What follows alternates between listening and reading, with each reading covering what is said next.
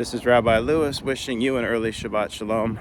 I'm in a rather serious mood today, but I'm thinking specifically about the brave men and women who will stand guard outside of our synagogues and our community centers. And yesterday, as you know, at Temple Israel in West Bloomfield, Michigan, outside of Detroit, there was an attack on that synagogue that came very close to being horribly catastrophic as someone drove a truck into the building with the intent on shooting and exploding some explosive devices. And he was thwarted. And he was thwarted because Temple Israel had the foresight and the funding to have security guards and a security team that were able to jump into action before anybody else could get hurt.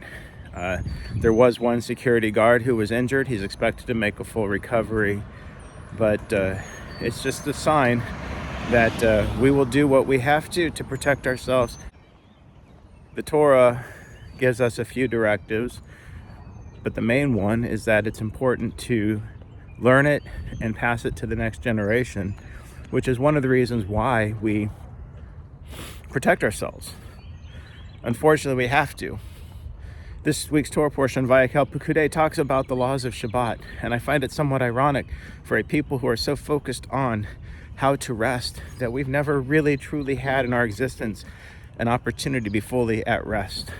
And one of those things that we have to do these days is to make sure that somebody stands guard outside of our facilities while we go inside to learn the values and share them with our children.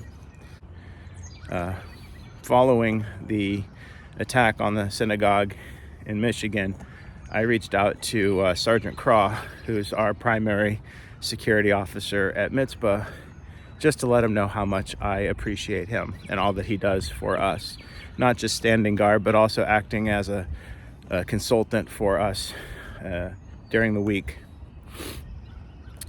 His response was, "All I want is for you and the people to be safe."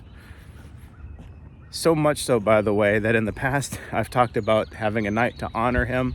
And out of humility, he always demurs, and he said he'd really rather be standing outside protecting us than inside receiving an award. And we know that if something were to happen, he wouldn't waste a second even thinking about it. He would jump into action, and so would any of the other security guards we have. And that it's today a sigh of relief that what could have been a terrible tragedy was not, and also a reminder of the importance of our security forces at our synagogues and our community centers, and how incredible it is for these people to step forward and to say, "I'm here to protect the Jewish community." So on this Shabbat, when we're studying Vayakheiel Pekudei and the rules of rest, let us appreciate those who help us to find moments of rest between the times of chaos.